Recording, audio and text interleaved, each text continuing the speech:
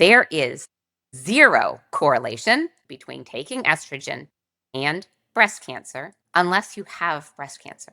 If you have an estrogen positive breast cancer, there's a different form of treatment. But there is no risk of getting breast cancer from estrogen. It's crazy how the misinformation happens.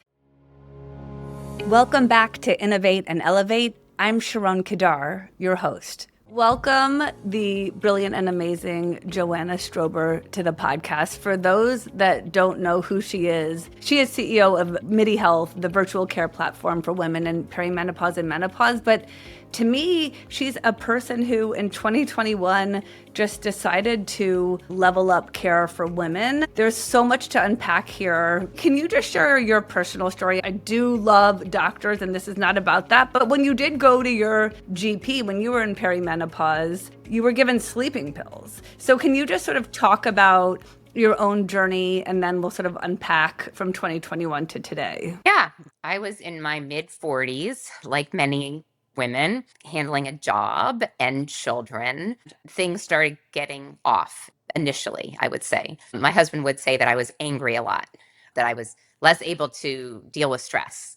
That was probably the first indicator. I was experiencing some brain fog. I have a friend who started an Alzheimer's company, and I wanted to get tested for Alzheimer's because I Wow. was forgetting things. And I couldn't figure out why I was forgetting things. And I wondered if I was getting early onset Alzheimer's. I also wasn't sleeping. So I was having all the classic perimenopause symptoms. And when I went to my primary care doctor, what did they say? They said, well, if you're not sleeping, maybe you could try some sleeping pills. We can give those to you, but they are addictive, so don't take them very often. But if you need them, you can use them. What did you realize in that moment, just so that we really bring people along this journey? I mean, as we record this, it's like single digits of women who can be patched are patched. So when you were there, did you realize that you were in perimenopause at that time, or were you simply, so just for the audience, listeners and viewers, you had brain fog, trouble sleeping, and you were handling stress less well? And so Anxiety and marriage Okay. problems. And honestly, okay, I'm wearing this shirt. Menopause is hot.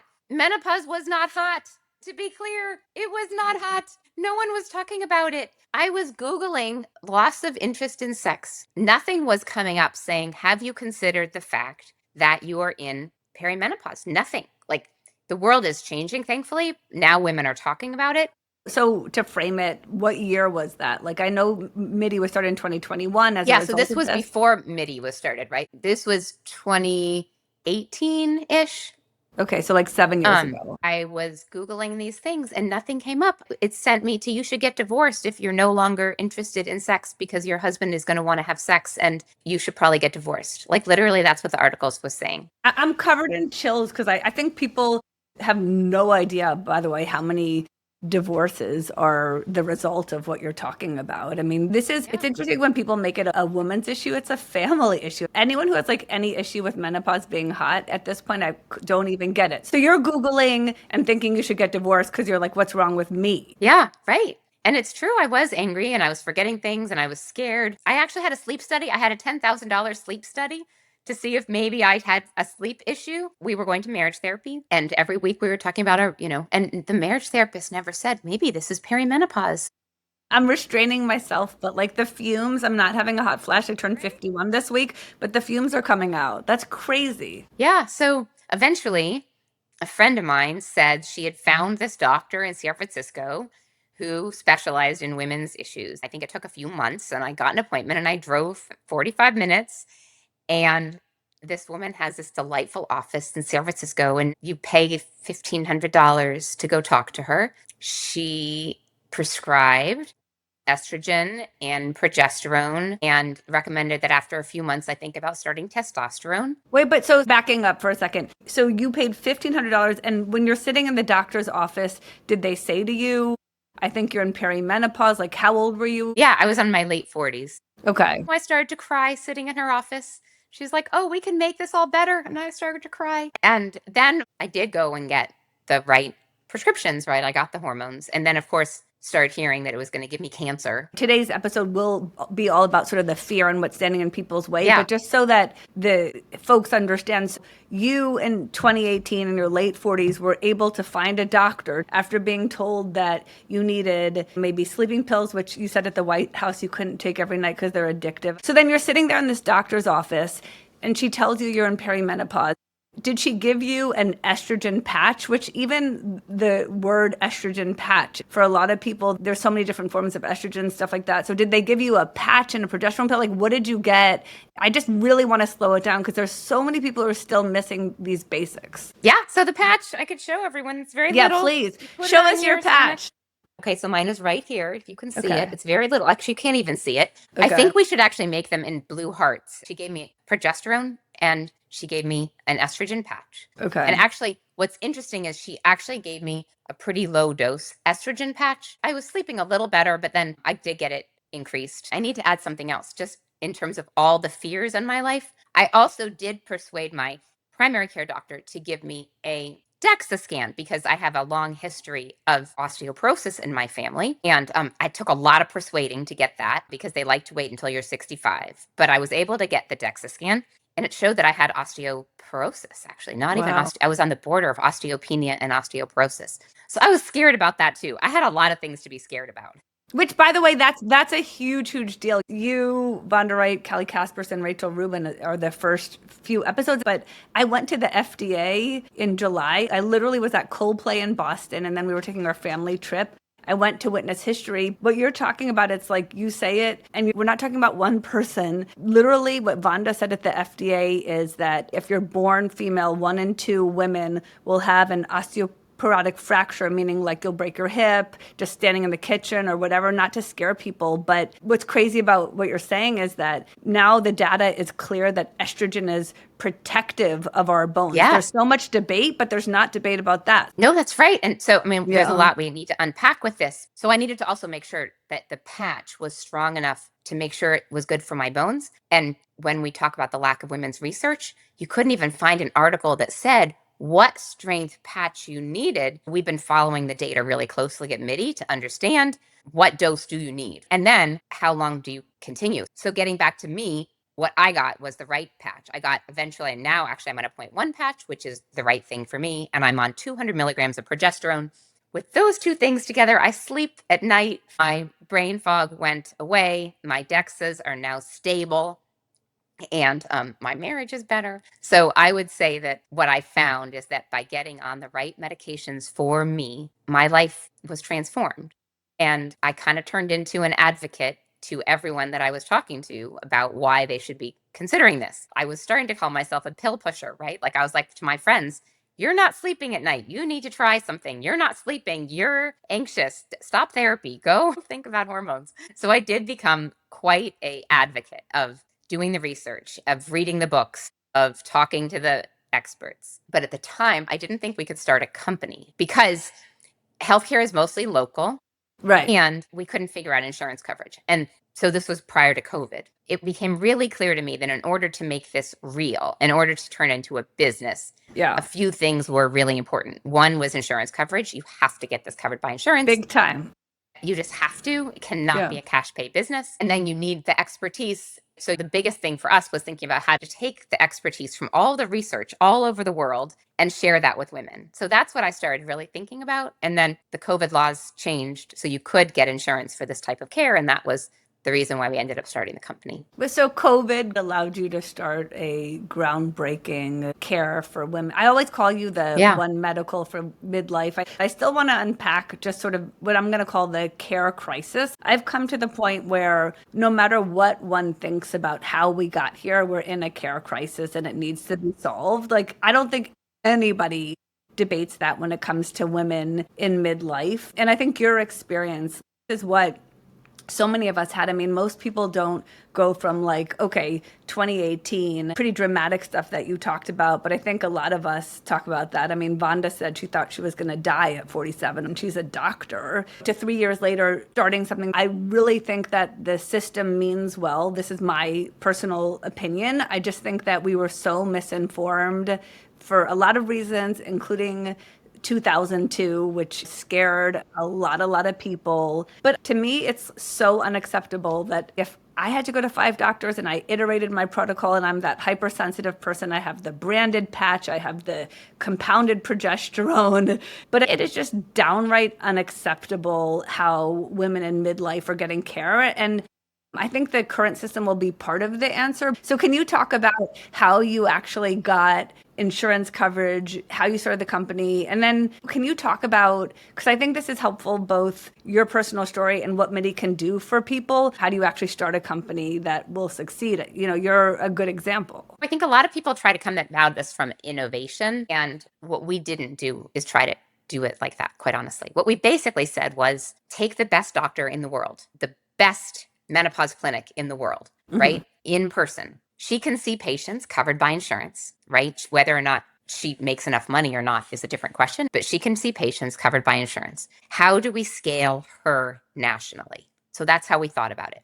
We didn't say, we're going to come up with some new fancy billing codes that haven't been done before. And we didn't say, we're going to try to make money on membership fees. We just said, what would it take financially to take that person and scale their clinic nationally? You basically were trying to, with your deep business expertise, solve a problem in a solvable way. Right. So that's how I think of it. So it was very much around what would it take to take that expertise, take the best expertise. And then I thought, oh my goodness, well, what if she had a bone person working in her clinic? And what if she had an internal medicine person working in her clinic? And what if she had a sexual health person working in her clinic? So if they were all there, what would we do to scale their expertise? And that's how we have done this, right? So we basically said, okay, we're going to go out to the best doctors all over the world, have them help us write their protocols. Let's have an anxiety protocol. Let's have a bone protocol. Let's have a thyroid protocol, write the best protocols, and then train people to do those protocols. Online, basically online with COVID giving you the insurance highway exactly. to actually be able to do it remote. Yeah, that's what we did. That's right. So our job at Midi is to give women the access to the best possible care for all their different body parts with the really best protocols that are out there, the most modern protocols, the most updated protocols. Using AI, we can scour the world for the new research, right? We have all these systems set up so when new research comes out about women, we can then bring it back to our systems and expand that knowledge. So what we really want to do is get all the best research and then get it to women. That's how I think of what we're doing. Get the best research, train providers, and get that information to women. Okay. And that's our job. And, it's actually, I don't criticize doctors at all. No. There's no way you could do this as an individual person, right? No individual person can keep up with all of the information that is changing, all of the data that's changing, and take care of people in the way they want to. It's just impossible. Where does perimenopause, menopause, and I'm sure you face this all the time, but where does it fit in the current medical structure and system? Meaning it is a whole body thing. So to me, it's not a 10-minute visit usually. It's like a whole thing that hasn't been talked about. So how do you even get people to get to Midi since you didn't know you were in perimenopause? How does one even know they're in it? Would love to unpack sort of the fear pieces as well. There's two different things. I can talk about how we come, and then we should talk about fear. I'd love to talk about fear. Starting with the coming to Midi, honestly, what is most beautiful about our company is that while we are growing really fast, word of mouth is the number one way that people come. So I think what I'm most proud of is that women come, they feel better, and they tell their friends. And I couldn't be prouder of that. I mean, honestly, what I market is are women feeling better. That is the reality. They are really grateful and they're really appreciative, and then they tell their friends. So that is our number one channel. We're seeing 20,000 women a week right now, and our number one channel is still word of mouth. It's beautiful. Wow. So, it really is. And by the way, it's shocking because it shouldn't be an outlier, but right now it is an outlier. Right. So we put an enormous amount of work into making sure that our care is fantastic. That is the number one thing. Is my care fantastic? Do they get the right advice? Do we take good care of them? That is what it's about. You've created something where it is literally like they're there for you. None of your symptoms are dismissed. If you're like, I have trouble sleeping, anxiety, some brain fog, some fatigue, they're not going to be like, we can't help you or go get a sleep study. I mean, maybe you'll get a sleep study, but that's not where it starts. Yes. If you need one, we'll get you one, but let's try the hormones first. Or, honestly, we have a cortisol manager we built recently that's a ashwagandha, L-theanine, and magnesium. And it actually turns out it's really good for anxiety, and women can use that for sleep. So we have a bunch of different strategies that we can help you with. You don't have to take a hormone. Like, we should say that. I want to talk about the fear of hormones, but we are not a hormone pushing company. Despite the fact that I joke about being a pill pusher, our job is to give you all of the information that you need so you can make the decision on what you want to do and what care you want. Wait, And Joanna, I I was think going to send you a pin that I made. I don't know if this is this hormone pushing? I love it. I've sent it to a few people. I'm going to send it to you, but That's I great. think this is just reality. I just want to say, and this is why don't we talk about fear? I think it's actually really important. So we know that less than 5% of women in this country are taking hormones, right? Less than 5%. Less than 5% that qualify. So just to be clear of what you're correct. saying. Yes. So if you're a woman who's like over 40 in America and you actually might be in perimenopause or menopause and not realize it, right now, not everyone qualifies, but a lot of people qualify for what's called hormone replacement therapy, which is typically estrogen and progesterone. Testosterone is part of it. We'll bookmark it. But what Joanna's saying right now is that we are taking care of less than 5% of the problem for the women who are responsible for the entire population right now. I mean, to me, that's outrageous. It's outrageous and sad. I guess I focus more on the sad. We all know, and you've talked about this on your podcast before, that we had this study that came out over 20 years ago that made women think that taking hormones was related to breast cancer. All the research and all your previous guests have all said the same thing. It's not. It actually is not. And I don't think people even digest that. Like, just to be clear, I think that's still a huge hurdle, what you just said. And I know we'll talk about a bunch of fear, but that's one of them. We can talk about the fear. This morning, my second cousin emails me and he said, my wife wants to come to Midi, but she can't because she has a high risk of breast cancer. I was like, wait, she can't come to us because she has a high risk of breast cancer? That is the saddest thing I have heard. Because number one, there is no correlation between any treatment and breast cancer. And to think that it even is in the ether that you can't take care of your perimenopause symptoms because you have a high risk of breast cancer shows that the fear that has spread around this,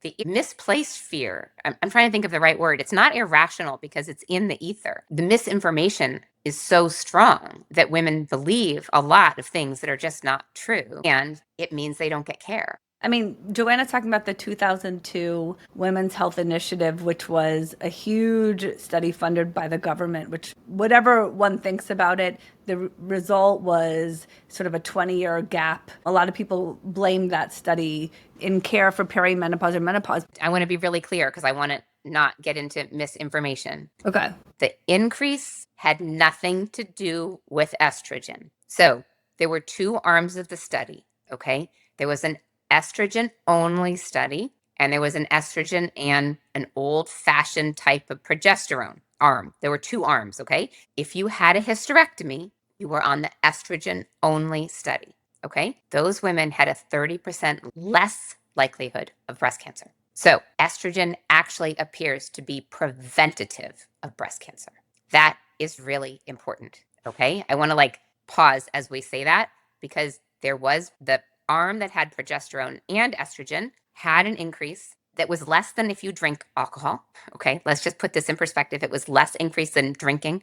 For all of your audience that hasn't stopped drinking but is not on estrogen or progesterone, think about that. And number two, that is an old-fashioned form of progesterone that we don't use anymore. So now we use a micronized form of progesterone. So there is zero correlation between taking estrogen and breast cancer unless you have breast cancer.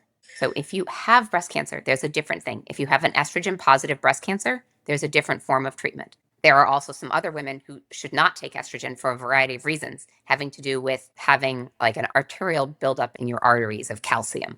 There are some other things that can be a risk, but there is no risk of getting breast cancer from estrogen. It's crazy how the misinformation happens. You'll correct me if this is misstated, but I think we share the view that we want women to have the opportunity to have that individual conversation with a capable, informed doctor so that they're not counted out before they consider their Yes, options. that's exactly right. The goal, from my vantage point, is not to tell you you have to take hormones. If you don't want to take hormones, don't take hormones. I don't want to tell you that you need to take hormones. My goal is to tell you what your options are and to give you the education so that you can choose what you want to take and have the information. So if you want to take hormones, that's great. If you don't want to take hormones, that's great too. You can take other medications that actually work very well for you. My hope is that you understand what your options are and you're given all of those options, and then you can choose whatever you want to take. But suffering silently and having your marriage collapse, and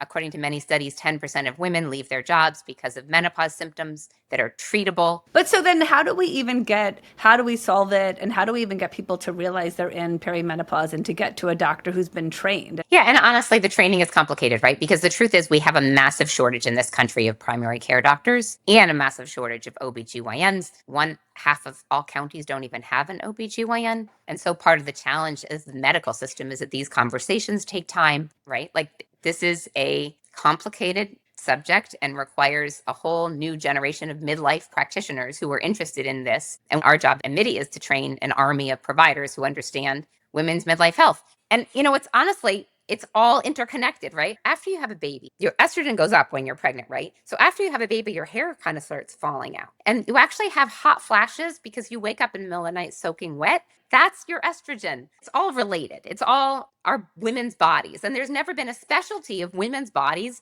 not related to fertility or babies. This is a specialty, in my opinion. I think menopause is a specialty. So if you had to say like the biggest top 3 or top 5, answer it however you want, what are the biggest fear factors for women coming to Midi, considering care? So I think a lot of it, I think about kind of in 2 steps. So first there's the symptoms, right? And women often come to us with symptoms. They're coming to us because they're not sleeping, they're having anxiety, they're angry, they're having painful sex, they're having hot flashes, they're having night sweats, they're having joint pain. Maybe they have tingly ears, maybe they have vertigo, who knows, right? So they come to us for those things. And then what happens is they trust us because they get to know us and they realize that we're providing good medical care. So then they come back and they might say, oh, now I'd like to talk to you about this symptom, or maybe I'd like to talk to you about what can I do to protect my brain? Like women, what are we scared of? We're scared of turning into frail older ladies. We're scared of our bones, so they come to talk to have bones. They come to talk about Alzheimer's prevention. I mean, we are all scared of Alzheimer's, right? We are all very scared of Alzheimer's. What can we be doing in our 30s and 40s and 50s to make it less likely to have Alzheimer's? There's also a test that we give people by NeuroTrack that can show you, are you yet experiencing cognitive decline? If you are, we can make recommendations to you. If you are not, it's actually very helpful to know that the things you're experiencing are related to perimenopause and are not related to dementia. But if you are worried about dementia prevention, there's emerging evidence that estrogen can be good for that, which is great. But honestly, also, we can talk to you about nutritional things that you might want to do that can be good for your bones. There are other things that you can do that could be good for your bones, brain, and heart. Those are my 3 biggies. And I really want women to think proactively, what can I do in my 30s, 40s, and 50s to make sure that in my 70s and 80s, I am having a stronger heart, bone, and brain? Yeah, I mean, that's beautiful. So if someone comes in and they make an appointment for symptoms, if they are indeed a candidate for hormone replacement therapy for like estrogen and progesterone, is the biggest fear usually about breast cancer? Is it about blood clots? Is it about something else? Because again, only 5% of women are patched. Yeah. So the biggest fear is always around breast cancer. It just is. Blood clotting is not a big problem with people who are taking the patch. For women who haven't had their period for over 10 years, we do have them take the artery score to make sure they don't have calcification built up in their arteries. If they don't, even if they haven't had their period for 10 years, but we do want to just check on that. The golden time to start estrogen is while you're in perimenopause or within 10 years of having your period.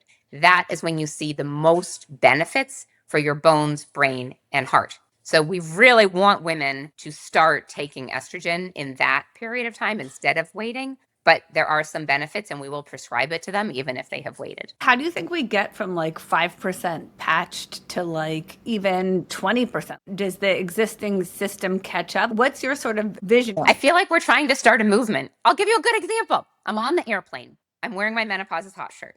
The flight attendant says to me, I'm so grateful I'm over that. And what I wanted, I couldn't say to her, actually, you're not over that. Just because you stopped having your period doesn't mean that you're over that, and doesn't mean that you shouldn't be thinking about taking care of your bones, your brains, and your heart. And that is related to menopause. I couldn't say that to her in the moment sitting in the airplane, although I was tempted. But I feel like we need to be yelling this from the rooftops. I feel like we need women to be speaking out and saying these things, because it's powerful for women to talk about it and then to share their stories and to share with each other, because that is where change is going to come. It's not going to Yeah. come top down. It's going to come women telling other women and helping each other to realize the benefits of appropriate peri and menopause care, how it impacts longevity, how it impacts your long-term health, and then telling each other. Honestly, that is the most Yeah. powerful thing. What's interesting too about what you're saying is you're never over it. We're always in either perimenopause or menopause. We're basically starting a movement where we're telling people maybe you stay on your patch forever. I just want people to get started, but I think it becomes an interesting discussion about like when someone gets older, do we want them to stay on forever? We do, actually. A research study came out recently that showed that when you go off the patch, within a year, you lose the bone protection. So you won't want to go off. There will be no reason to go off because you want that bone protection. So we have to train the technicians for the little old ladies in the nursing home, because it basically looks like a Band-Aid, but every 3.5 days, which always gets me, as if I don't have enough with running a company, 3 kids, our puppy, who's 2 now. But you know what I mean? When I first heard it, it's like, take this really ugly patch, which is fine that it's ugly for now, and every 3.5 days, mark your calendar. But you're, first of all, just do it every Sunday and Wednesday. It's okay. There's enough in there that you don't have to do exactly 3.5 days. Okay. Give yourself some grace. But also, I wouldn't think of it as putting something ugly on your body. You barely see it. It's a little thing. And it's giving you a lot of wonderful benefit. Wait, why do you put it in front? I put it in the back, like if you're wearing a bathing suit or something like that. Why doesn't everyone put it like under their underwear in the back where you can't see it? So I don't know why I prefer it. I prefer it in the front. So it's under my underwear in the front instead of the back for me. Okay. It's more comfortable, I guess. I don't know. That's, for me, it's the most comfortable place. But as long as people put it on, we're fine with wherever they put it. Yes, exactly. Okay. Yeah. Think of it as a really important, beautiful part of us having a stronger second half. And, you know, it's a tiny thing on your body. Honestly, one thing that has changed, right, is a few years ago, no one was talking about weight loss medications. Now people are willing to talk about weight loss medications. We need people in the same way to talk about hormones, right? So we just need everyone to talk about them and say, I'm on them, and not feel anxious and not feel embarrassed. Yeah, and just be proud of it. Be proud of it. I do think part of the conversation, and I think one of the hurdles is the partners in our lives, for those of us that do have a partner. I think it's a whole education, not just for the people going through it, but for the whole family. Well, so that's one thing that's actually been really interesting to me, is when I write about these things on LinkedIn and men slide into my DMs, how do I talk to my wife about this? There's a lot of question for men. Do they have the conversation? I was at a party recently and a man came up to me and he was actually very sad. He said, I didn't have sex with my wife for the last 16 years. We are getting divorced. I think if she had gone to Midi, we wouldn't be here. And he got teary at this party. And this happens a lot. This is a family issue. It is not just a women's issue. I think it's such a pro-men issue. Lucy Perez, she was on the podcast last year, but she wrote The $1 trillion Opportunity in Women's Health. What she said in the groundbreaking report, calling it a $1 trillion opportunity, is that we women spend 25%, and I had to hear this a few times, but 25% of our lives in poorer health, but it's not our older years. And that groundbreaking report, they have a follow-up in 2025 that talks about like 9 areas. But I think personally, data will bear this out. A huge part of it has to do with the hormone health care crisis that we have for women in midlife. And we're just hypothesizing because we don't have the data, but how could it not be if women aren't sleeping, they have anxiety, they have brain fog, stress at home? Yeah. How could that not be like a massive part of it? Well, so the other thing that we are actually working on is the financial argument. So we have been looking at our care, and my co-founder Sharon is giving a presentation next week in DC, and we are looking at the costs of the women who come to Midi versus the costs who don't, and we're doing this study with them. And women who come to Midi are costing the insurance company 21% less than women who are not coming to Midi. The business case for Midi seems so clear. Can you talk about who funds you? Because I find it really beautiful and fascinating in a world where A lot of people are like, how do I start something? Your funders are actually an incredible group. Yeah, I mean, we have a lot of really wonderful investors, quite honestly. It started with a bunch of small angel women and also angel funds. So small funds like Muse Ventures in Los Angeles and Steel Sty in New York and other small venture funds. And then we evolved to getting funding from a fund called Icon, another fund called Sempervirens. Eventually, Google Ventures invested, and Emerson invested, and then we had some later stage. So we have been finding people who are very aligned in our mission and the opportunity. It's a huge business opportunity. It really is a huge business opportunity. So we're not asking anyone to do this because it's women's health. We're asking them to do it because you can make a lot of money building this company and help a lot of women at the same time. But Yeah. first and foremost, it's a business, right? Like, we are building a company, and our mission of the company is to take care of millions of women in this country and make sure they get access to the best high quality medical care. And my job is to show that you can both provide that incredibly high quality medical care and build a company. And that's what drives us every day. And that really is our goal. And I think we're going to be able to show that we can do that. Yeah. The business case to me is pretty clear. Are you going to open up like physical locations? No, we're not. Instead, what we're going to do is partner with physical locations around the country. For example, we have a relationship with Mount Sinai in New York City. If you need a mammogram, if you need colonoscopy, if we diagnose cancer for you, which we do, we have a hotline to get you into care at Mount Sinai in New York City. We have a relationship with USC in Los Angeles. We have a relationship with Memorial Hermann in Houston. So we're going to have more of these relationships. Okay. Well, Joanna, thank you. I think that not only is menopause hot, but you're hot. And I just love how you are just remarkably you. You've taken your personal story and you've completely shifted the lens here. And I don't think anyone can ignore what Midi's done and the reality of the lives that have been changed here. I mean, I have so much respect, and you've got a fan. And thank you for the time today. Oh, this was really fun. Thank you.